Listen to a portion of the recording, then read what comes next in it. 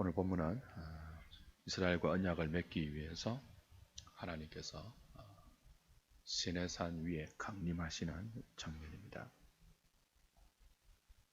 우레와 번개와 빽빽한 구름과 나팔 소리와 더불어 자욱한 연기 가운데 불로 하나님이 강림하시죠.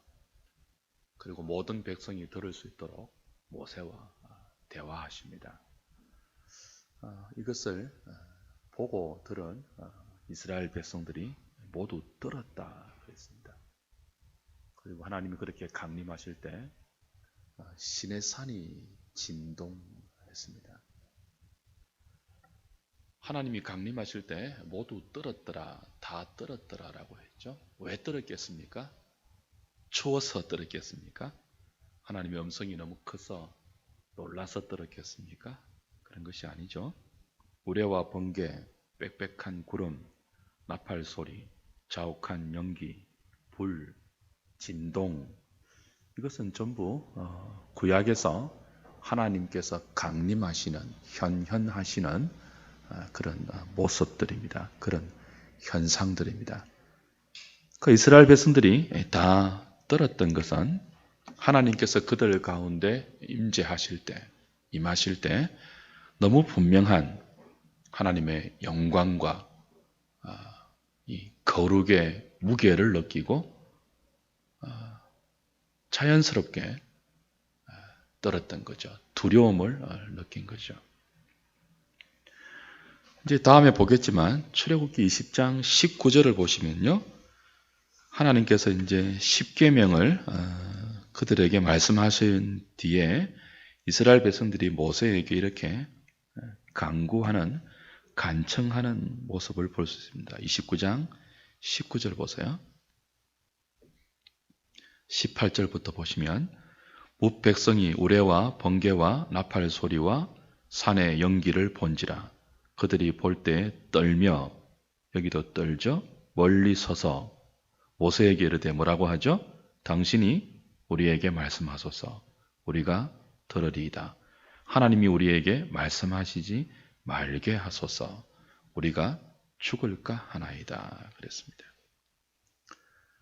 이제 십계명을 하나님의 음성으로 들었어요. 그리고 그 말씀하시는 하나님이 시내산 위에서 강림하시는 모습을 그들이 보았습니다. 떨면서 모세에게 간청을 합니다. 제발 하나님이 모세 당신을 통해서 말씀하게 하옵소서. 하나님이 지금처럼 우리에게 직접 말씀하지 말게 해 주십시오. 우리가 정말 죽겠습니다. 그래요. 계속 이렇게 하나님의 말씀을 직접 들을 수 있으면 죽겠다는 거예요. 이게 좋은 것이 아니고 죽겠다는 거예요. 그러니까 하나님께서 모세 당신에게 이야기하시고 모세 당신이 우리에게 하나님 말씀을 전하여 주소서. 우리가 듣겠습니다. 그렇게 말하죠. 얼마나 그들 가운데 말씀하시고 있는 하나님의 영광이 얼마나 무겁고 그들 가운데 임하시고 있는 하나님의 거룩하심의 느낌이 얼마나 두려웠으면 이렇게 직접 말씀하지 말아달라고 간청을 하겠습니까? 사랑하는 여러분, 우리가 오늘 이거 꼭 기억해야 돼요. 하나님께서 은혜로 우리 가운데 임하시면 우리가 맨 처음 느끼는 것은 황홀이 아닙니다. 무아지경 속에 도취되는 그 무엇이 아니에요.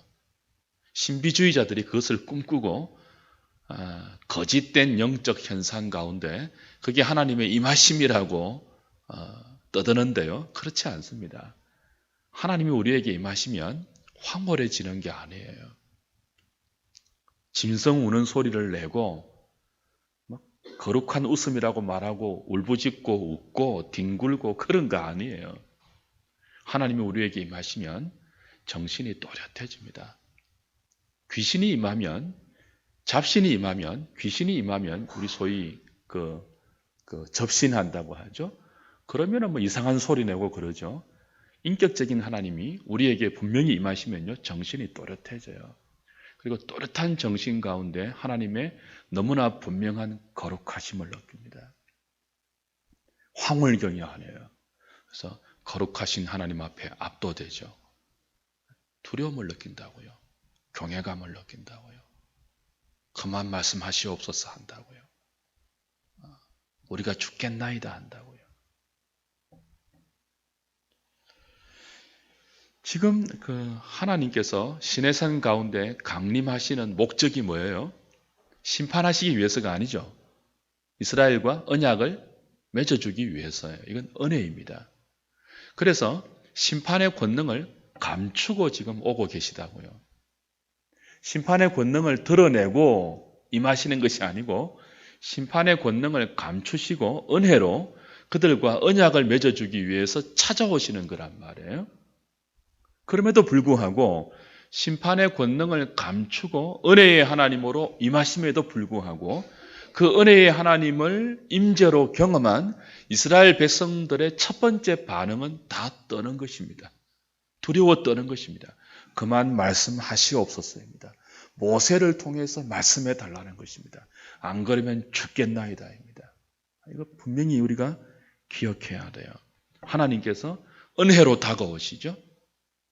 은혜로 우리에게 먼저 다가오신다고요. 하나님이 다가오신다고 우리가 함부로 나아갈 수 있습니까? 그렇지 않습니다. 맘먹을 수 있는 분이 아니에요. 그분이 은혜로 다가오신다고 우리도 막 다가갈 수 있는 그런 분이 아니에요. 3일째 되는 날 시내산 위에 강림하실 때 미리 준비시키셨잖아요. 우리 지난주에 확인했죠? 뭘 준비시켰죠?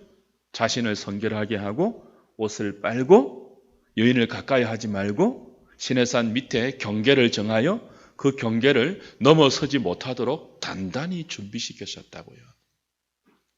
은혜로 다가오시는데 그들이 함부로 그 은혜의 하나님께 나오지 못하도록 절차를 따라서 경계를 지키고 자신을 성결하게 하고 옷을 빨고 그리고 그 은혜의 하나님을 맞이하게 하신 것이죠.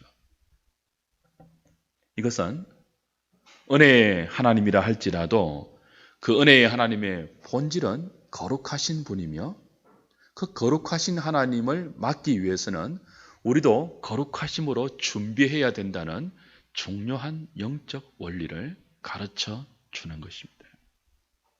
사랑하는 여러분, 히브리서 기자의 말씀처럼 거룩함이 없이는 아무도 주를 뵙지 못합니다. 무엇이 없이는 주님을 뵙지 못한다고요?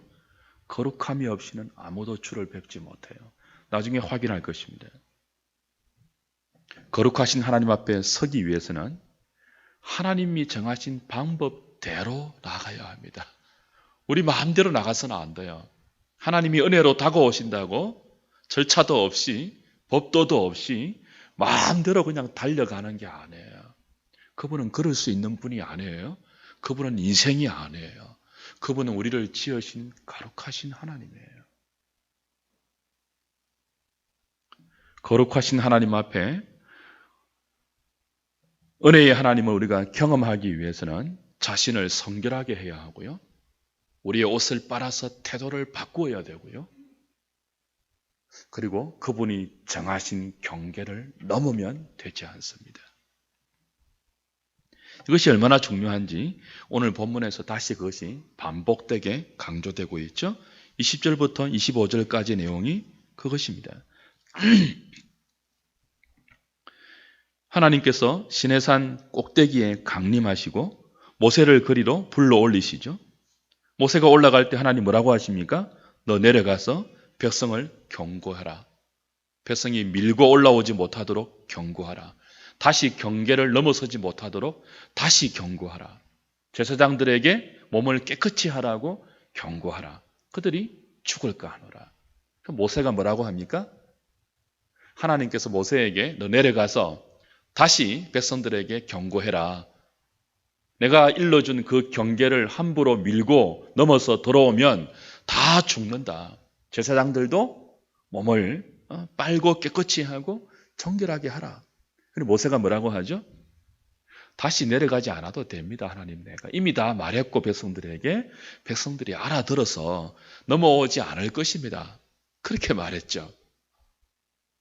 하나님 뭐라고 하십니까? 그렇지 않다. 내려가서 경고하라고 하십니다. 모세는 인간의 죄성을 너무 쉽게 생각해요, 지금. 모세는 아직까지 하나님의 거룩하심이 어느 정도인지를 다 모르고 있죠. 모세는 인간이 얼마나 패역하고 인간이 하나님의 거룩하심을 얼마나 만만히 보는지를 모르고 있습니다.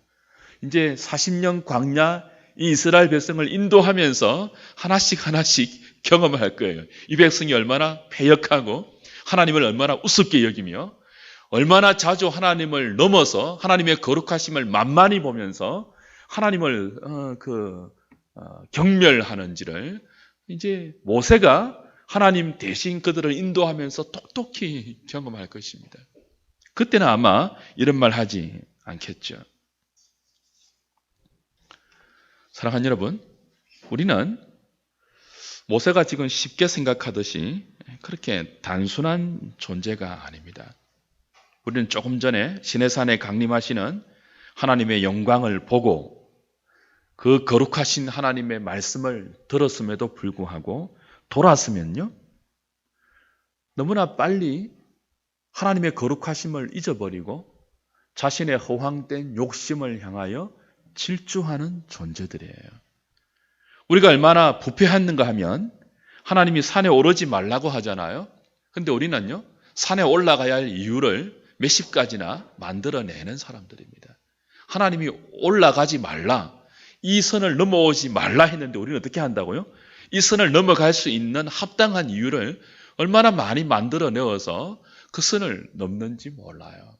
죽음을 자초하는 어리석은 존재가 우리들입니다.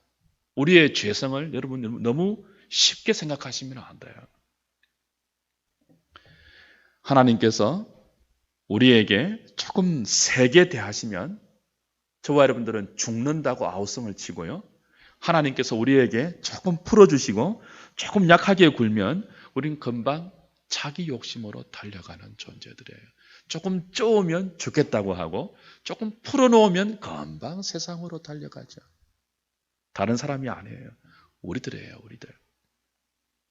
하나님께서 가까이 오라고 하시면요, 하나님이 정해놓은 경계도 넘어서 하나님과 맞먹으려고 하고, 또요, 조금 멀리 하면 금방 우상을 만드는 존재가 우리들입니다.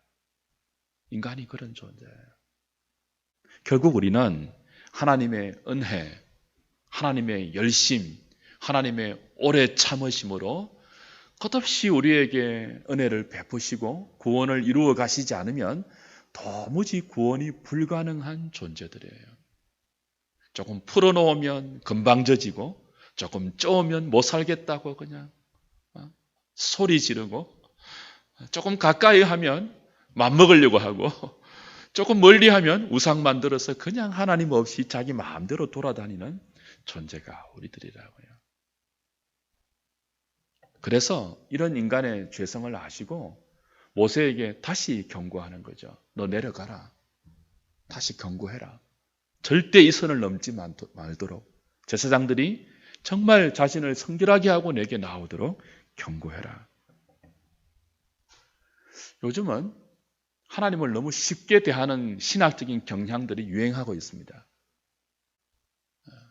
인간의 죄성을 너무 간과하고요, 은혜의 하나님을 너무 쉽게 생각을 해요. 그래서 친구처럼 하나님을 대하는 것이 유행처럼 교회 가운데 번져가고 있죠. 물론 하나님은 우리를 종으로 대하지 않고 친구로 대해 주십니다. 그럼에도 불구하고요, 하나님을 인간 친구처럼 맘먹어서는 안 됩니다. 하나님이 우리에게 친구로 대하신다는 것은 우리 친한 동네 친구처럼 그렇게 대하라는 게 아니에요. 우리 동네 친구 만나면 뭐라고 해요? 야 임마 그러죠. 너 밥 먹었어 그러죠.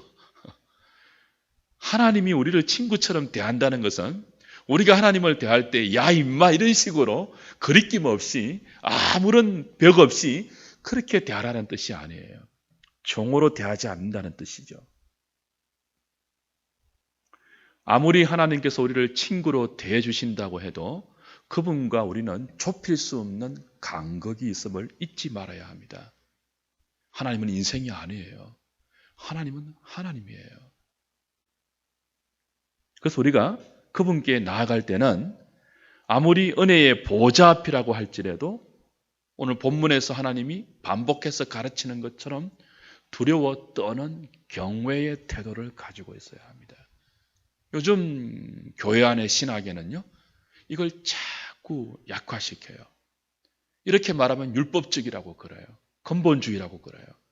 하나님 앞에 두렵고 떠는 태도를 견지하는 것을 사람들은 보수적이라 그래요.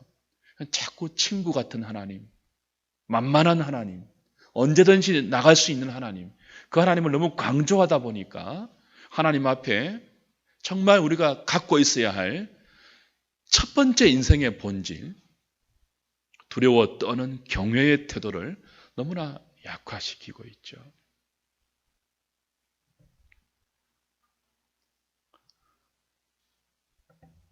어떤 사람은 구약만 그렇지 신약은 그렇지 않지 않습니까? 라고 말하지만 그렇지 않습니다. 여러분, 특별히 구약은 더 그런 것이 사실이죠. 이제 조금 이따 나오겠지만 24장부터 성막과 나중에 다윗 성전, 솔로몬 성전에 나타난 원리가 그걸 그대로 반영하고 있습니다. 이건 시내산의 축소판이에요. 여러분, 시내산 꼭대기 하나님이 강림하시죠? 이건 지성소의 개념이란 말이에요. 거기는 누가 올라갑니까? 모세만 올라가요. 그리고 그 경계, 시내산 밑에 경계에는요, 제사장 계열만 설 수 있어요. 그 밖에는요, 백성들만 설 수 있죠. 이건 성막에 그대로 드러나는 원리이죠. 자, 성막 안에 지성소와 성소가 나뉘죠. 그리고 성소 뜰 밖이 있습니다. 백성들은 어디까지 갈 수 있죠? 성소 뜰까지 갈 수 있습니다. 성소 안에는요, 제사장 계열만 갈 수 있습니다. 지성소에는요, 제사장 중에도 대제사장만 갈 수 있죠. 지금 시내산에서 하나님이 강림하시는 것은 정확하게 성소의 개념입니다. 하나님께서 이스라엘 백성 가운데 거기 강림하셔서 거기 거하시면서 그 백성들과 언약을 맺으시고 그 백성들을 인도하고 있죠. 차례차례 선을 그어 놓았어요. 은혜의 하나님이지만 함부로 나아가지 못하게 하셨습니다. 여러분, 신약이라고 바뀔까요? 신약은 모세의 계열, 아론의 계열의 대제사장이 아닌 우리의 큰 대제사장이신 예수 그리스도로 말미암아 성소 휘장이 찢기고 은혜의 보좌 앞에 다이렉트로 직접 담대하게 나갈 수 있는 시대이죠. 우리는 지금 더 이상 인간 제사장을 중보로 해서 하나님께 나가지 않습니다. 우리의 대제사장 대신 예수 그리스도를 통하여 바로 은혜의 보좌 앞에, 지성소 앞에 바로 나아갑니다. 담대히 나아갑니다. 그렇다고 해서 구약과 신약의 은혜의 보좌 앞에 나아가는 원리가 바뀌었을까요? 바뀌지 않습니다. 어떤 원리죠? 거룩함으로 나아가는 원리는 절대로 바뀌지 않아요. 은혜의 보좌 앞에 담대히 나간다고 친구처럼 막 그냥 나갑니까? 자, 보십시오. 히브리서를 한번 확인해 보십시오. 히브리서 10장. 오늘 히브리서를 찾고 좀 말씀을 정리해 보죠. 히브리서 10장 19절부터 보실까요?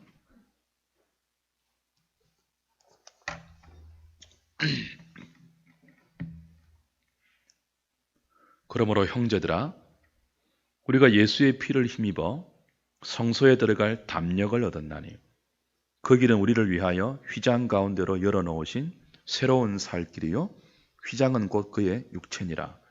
또 하나님의 집 다스리는 큰 제사장이 계심에 우리가 마음의 뿌림을 받아 악한 양심으로부터 벗어나고 몸은 맑은 물로 씻음을 받았으니 참 마음과 온전한 믿음으로 하나님께 나아가자.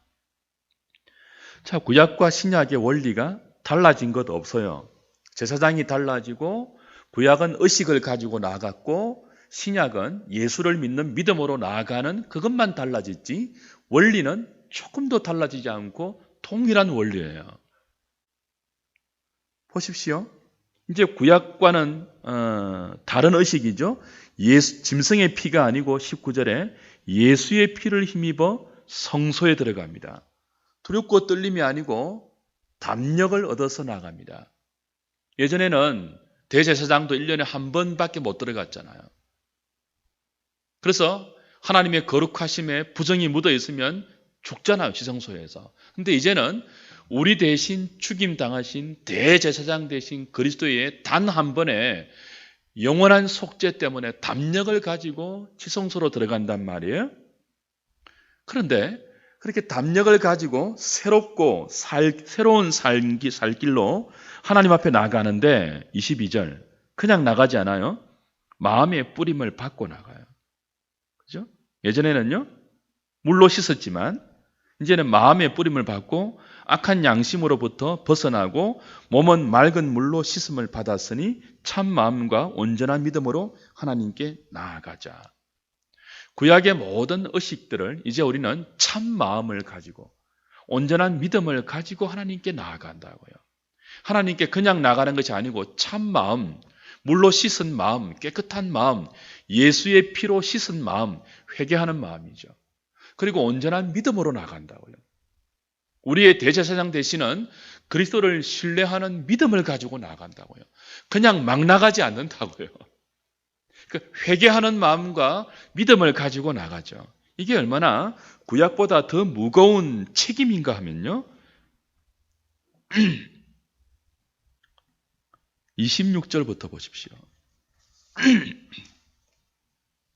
10장 26절부터 29절까지 우리가 진리를 아는 지식을 받은 후 짐짓 죄를 범한 적 다시 속죄하는 제사가 없고 오직 무서운 마음으로 심판을 기다리는 것과 대적하는 자를 태울 맹렬한 불만이 있으리라. 모세의 법을 폐한 자도 두세 증인으로 말미암아 불쌍히 여김을 받지 못하고 죽었거든. 하물며 하나님의 아들을 짓밟고 자기를 거룩하게 한 언약의 피를 부정한 것으로 여기고 은혜의 성령을 욕되게 하는 자가 당연히 받을 형벌은 얼마나 더 무겁겠느냐 너희는 생각하라 그랬어요. 자 보십시오.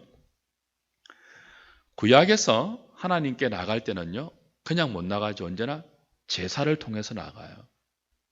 그래서 싫든 좋든 구약에서 하나님께 나갈 때는요 성전에 가서 짐승을 잡아 속죄하는 제사를 드리고 나간다고요. 싫든 좋든. 근데 신약은 그 속죄 제사가 완성이 되었잖아요. 예수님 때문에. 그래서 다시는 속죄하는 제사를 못 드린다고요. 이제는 어떻게 해야 되죠? 싫든 좋든 구약 때는 속죄제를 통해서만 갈 수 있었기 때문에 싫든 좋든 짐승을 잡아서 회개하는 의식을 자기가 강제적으로도 부여받는다고요. 근데 신약은요? 다시는 속죄하는 제사가 없다고 하잖아요. 히브리 기자가. 그래서 하나님께 나갈 때 은혜로 나가는데 참 마음과 믿음으로 나가지 않으면요. 죄를 짓고도 회개하는 마음과 그리스도를 의지하는 믿음을 가지고 나가지 않으면 이거 뭐라고 하는 거죠? 예수 그리스도의 십자가를 능멸하는 것이래요. 죄를 속함받을 기회가 없다는 거예요. 그러니 더 참 마음과 예수 그리스도를 의지하는 믿음을 가지고 나가야 되지 그냥 죄를 짓고도 은혜로 나간다고 하니까 죄를 짓고도 아무런 회개 없이 그리스도를 의지하는 믿음 없이 그냥 단번에 프리패스처럼 예수 이름 그냥 의지하고 쑥 나가는 게 아니에요. 그거는 예수님이 마술이죠. 예수님이 뭐 자동 티켓입니까? 그거 아니에요.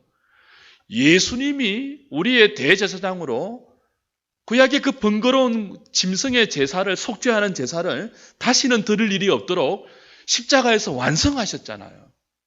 그래서 우리는 이제 하나님께 은혜의 보좌 앞에 나갈 때마다 그 예수 그리스도의 속죄의 피를 의지하는 믿음을 가지고 우리의 모든 합당치 않는 죄를 회개해야 된다고요. 회개하는 마음으로 나가야 한다는 거죠.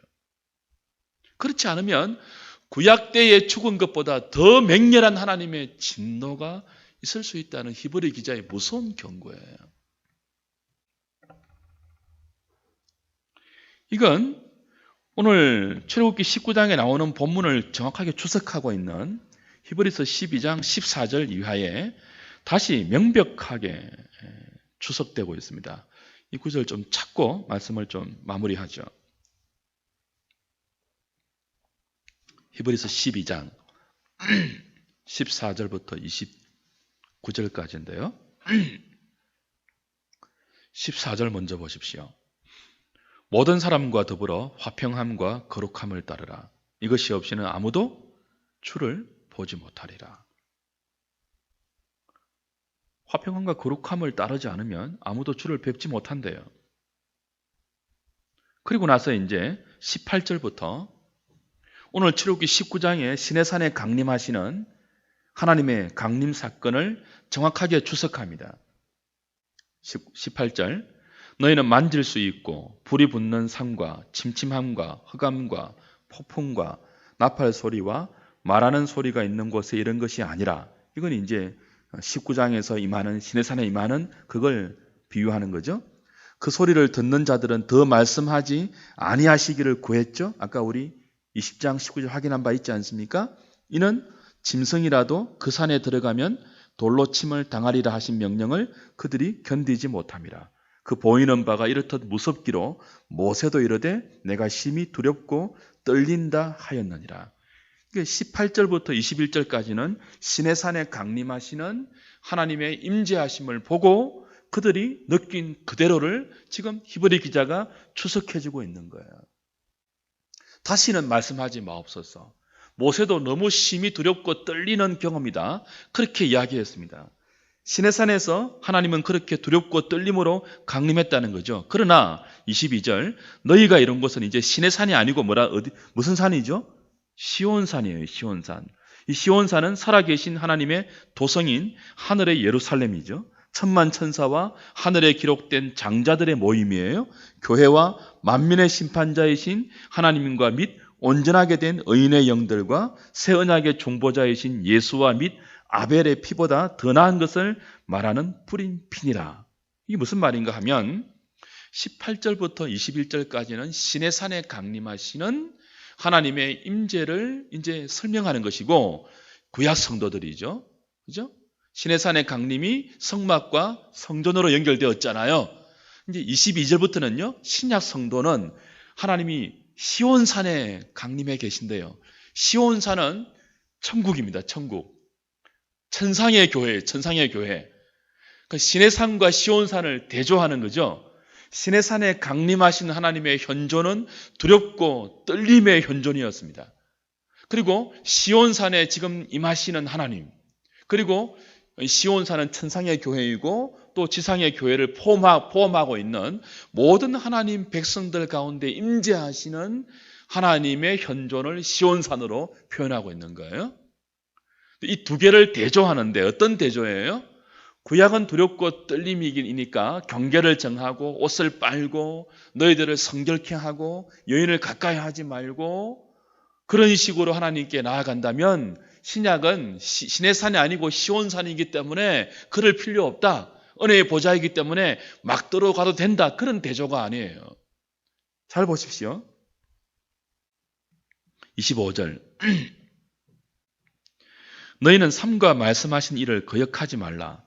땅에서 경고하신 일을 거역한 그들이 피하지 못하였거든 하물며 하늘로부터 경고하신 일을 배반하는 우리일까 보냐. 땅에서 경고한 것은 역시 출애굽기 19장에 나오는 시내산에 임하실 때 땅에서 하나님이 경고했잖아요. 넘어오지 말라. 그죠? 그걸 이제 어긴 자들도 심판을 피하지 못했거든요. 근데 지금 시온산에 계신 하나님은요, 하늘로부터 경고하고 있다고요.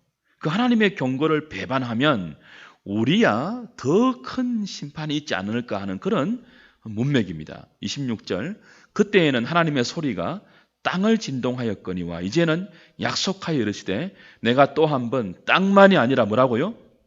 하늘도 진동하리라 하셨느니라. 그 시온산은, 시내산은 땅만 진동하는 강림이었지만 시온산은요, 하늘도 진동하시는 하나님이 계시는 보좌란 말이에요. 그래서 어떻게 하라는 거예요? 그 시온산에 들어갈 때 우리가 어떻게 하는 거예요? 그냥 막 들어갑니까? 아니죠. 27절, 28절. 이 또 한 번이라 하시면 진동하지 아니하는 것을 영존하게 하기 위하여 진동할 것들 곧 만드신 것들이 변동될 것을 나타내심이라. 그러므로 우리가 흔들리지 않는 나라를 받았은즉 은혜를 받자. 이로 말미암아 뭐라고요? 경건함과 뭐예요? 두려움으로 하나님을 기쁘시게 섬길지니 우리 하나님은 뭐라고요? 소멸하는 불이심이라. 자, 시내산과 시온산을 대조하죠. 대조하는 결론이 뭐예요? 이제는 시온산에 임한 하나님을 우리가 아련하고 그 하나님을 뵙는 은혜를 받았기 때문에 하나님께 막 들어가는 거예요? 아니죠.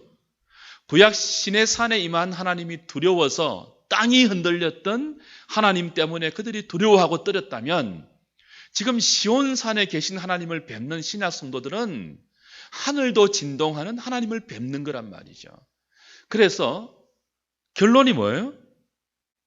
경건함과 두려움으로 하나님을 기쁘시게 섬기라는 거예요. 경건함과 두려움으로.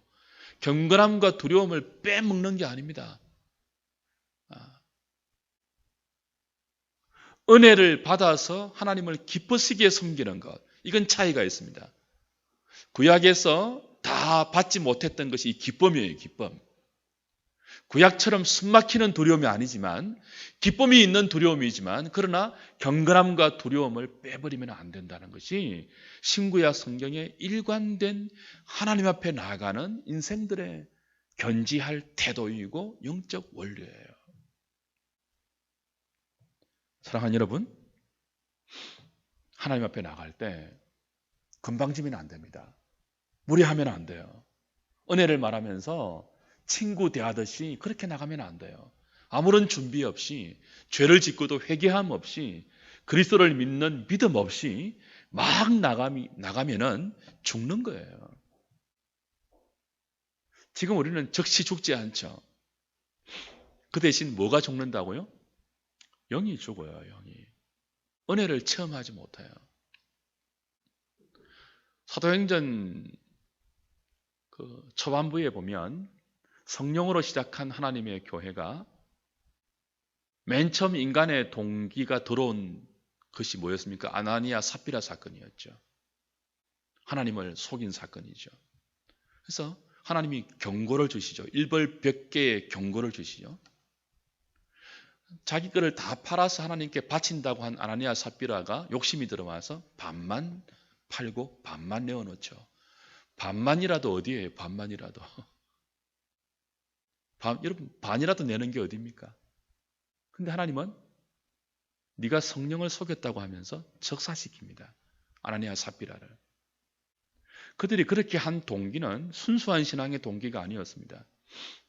바나바가 권위자라는 평가를 받으면서 백성들에게 칭송을 받으니까 아나니아 삽비라도 백성들의 칭송이 탐이 났어요. 그래서 백성들의 칭송을 받기 위해서 자기들도 밭을 팔아서 하나님께 바친다고 했습니다. 근데 해놓고 보니까 아깝거든요. 그래서 반만 바치죠. 성령의 동기가 아니에요. 순수한 동기가 아니에요.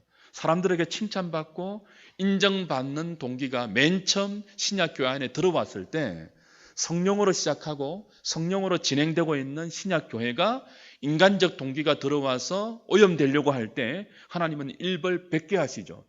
즉시 죽이십니다. 그래서 사람들로 하여금 성령을 속이면 죽는구나 하는 것을 느끼고 두려움을 경험하게 했습니다. 근데 이게 얼마나 가든가요? 얼마 못 가요. 인간이 그만큼 악합니다. 그 이후로 교회 안에는 하나님을 두려워하지 않는 사람들이 늘 존재해 왔습니다. 하나님을 속이고 성령을 속이고 인간의 인정과 칭찬과 박수 앞에 신앙생활을 영위하는 수많은 그릇된 동기들이 늘 있어 왔어요. 근데 하나님이 그걸 다 죽입니까? 안 죽입니까? 안 죽여요. 지금도 죽이면 우리는 좀 겁을 낼까요? 겁을 내겠죠? 근데 하나님 그렇게 안 하십니다.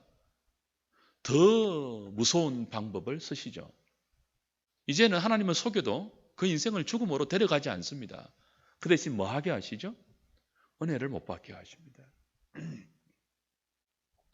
은혜를 못 받게 하세요. 그러니까 은혜를 못 받는 것은 죽음보다 무서운 것입니다.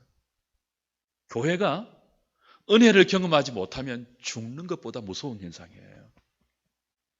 교회란 이름으로 모여서 예배 드리잖아요. 근데 회중들이 은혜를 경험하지 못한다는 것은요, 죽음보다 무서운 하나님의 벌이에요. 왜 그럴까요?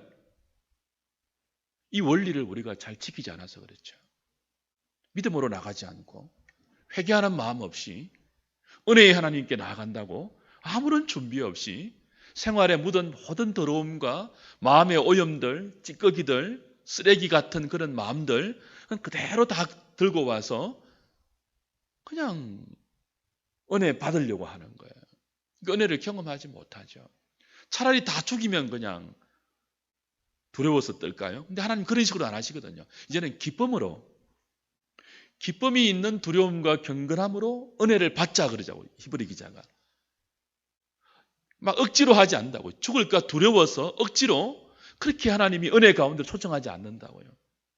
하나님은 우리의 악함과 우리의 연약함을 그리스도에게 다 짊어지어서 우리가 죽어야 할 죽음을 아들 안에 다 죽게 하시고, 이제는 아들 안에서 나타내 보이신 하나님의 선하심과 사랑을 우리에게 증명해 보이시고, 그 사랑에 감동하여서, 그 사랑에 항복하여서 기쁨이 있는 경건한 두려움을 가지고 은혜의 보좌 앞에 나오도록 하십니다. 강요가 아니에요. 이제는 하나님의 사랑에 굴복된 자, 하나님의 사랑에 감동된 자, 그들이 이제는 구약 같은 그런 두려움이 아니고 경건한 기쁨이 있는 두려움을 가지고, 사랑이 있는 두려움을 가지고 하나님께 나올 때 스스로 자신을 살펴서 참 마음과 주를 믿는 믿음으로 우리를 준비하고 깨끗하게 해서 우리의 옷을 갈아입고 우리의 마음의 태도를 바꾸어서 하나님이 정해놓으신 경계를 넘지 않고 우리의 피조물됨을 인정하면서 정말 겸손하게 나아가는 것이 하나님의 은혜를 경험할 수 있는 유일한 길이죠. 오늘 저와 여러분들이 하나님을 예배하고 하나님을 찾고 하나님 앞에 나올 때마다 이걸 좀 잘 기억하면 좋겠습니다. 이 시대가 너무 하나님의 은혜를 쉽게 생각하고 인간의 죄성을 쉽게 생각해서 하나님을 만만한 친구처럼 여기고, 예배하러 나올 때도 은혜를 받을 때도 그냥 우리 나오면 무작정 주실 것처럼, 그것은 옳지 않다는 거죠. 오히려 더 경건한 두려움을 가지고 하나님의 은혜에 깊이 감사하는 마음을 가지고 우리 자신의 심령을 잘 살펴서 하나님께 나와 하나님의 은혜를 깊이 체험하고 하나님의 임재를 우리의 삶 가운데 날마다 경험하는 그런 우리 한우리 식구들 다 될 수 있기를 주님의 이름으로 부탁드립니다.